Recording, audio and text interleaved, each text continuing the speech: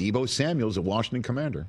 Man, I saw Ian pop up, and then I saw the breaking news, and I saw it was Deebo Samuel, and I'm just like, whoa. Please be the Patriots logo. Please be the Patriots logo. Please be the Patriots logo. And Commanders. Well, the Patriots do have the cap space for it. We do. And that's what the Commanders have the cap space for it. And part of the reason why your team, Christopher, and the Commanders have the cap space for it is they got rookie quarterbacks. And just in year 2. And the Commanders have a very special rookie quarterback.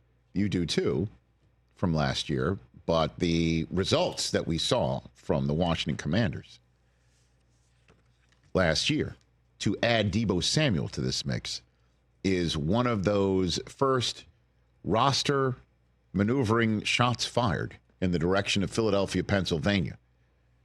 And we knew they would start coming, certainly within the conference, but they're within the NFC East house.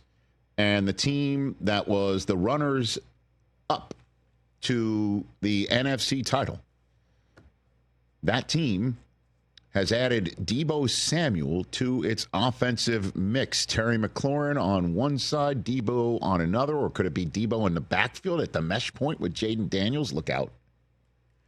Could it be all of that? Could it be Brian Robinson at the mesh point with Jayden Daniels, and that's Debo over there and Zach Ertz over there and Terry McLaurin over there? That's a winning combination, not one would say, and the latest example of a few things for you Washington Commanders fans to celebrate. 1,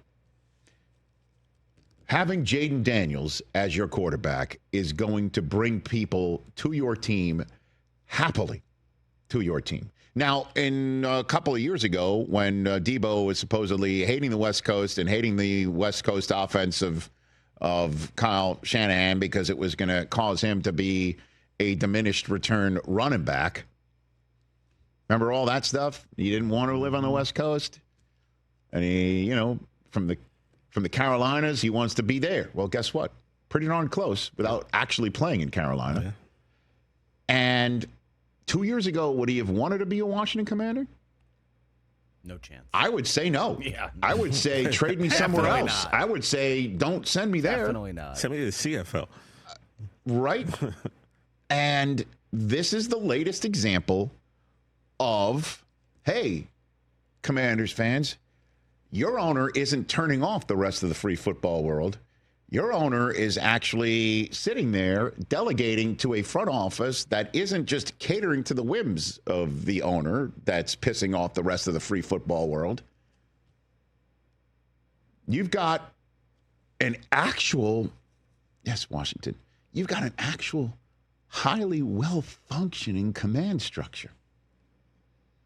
You got it. You got an owner who's saying, we got $80 million in cap space, spend it.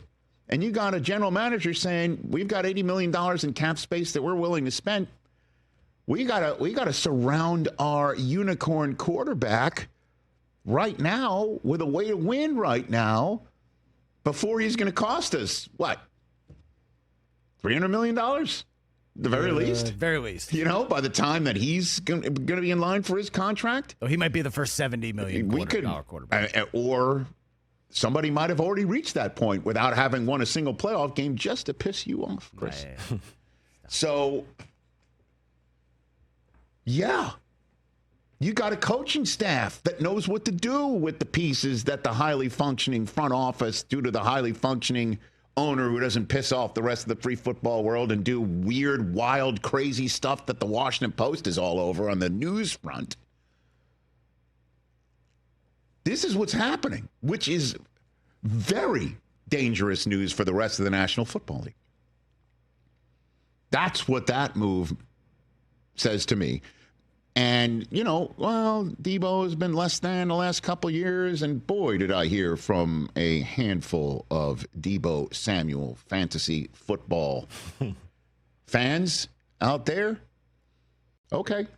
I understand that you think the returns are diminishing. Does that mean that the Commanders are now going to dethrone the Eagles? Well, they're closer to it than they were the minutes before Adam Peters pulled the trigger on a 5th-round selection. Now, the reason why it's a 5th-round selection is they're picking up the entire freight.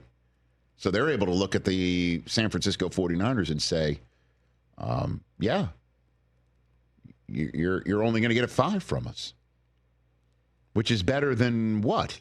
Nothing? A 6th and a 7th that were nothing had they gone ahead, because they have to clear the decks in whatever way they possibly can for a bunch of people they have to pay, starting with Brock Purdy. Catch the Rich Eisen Show live weekdays from 12 to 3 p.m. Eastern on Roku Sports Channel in the U.S.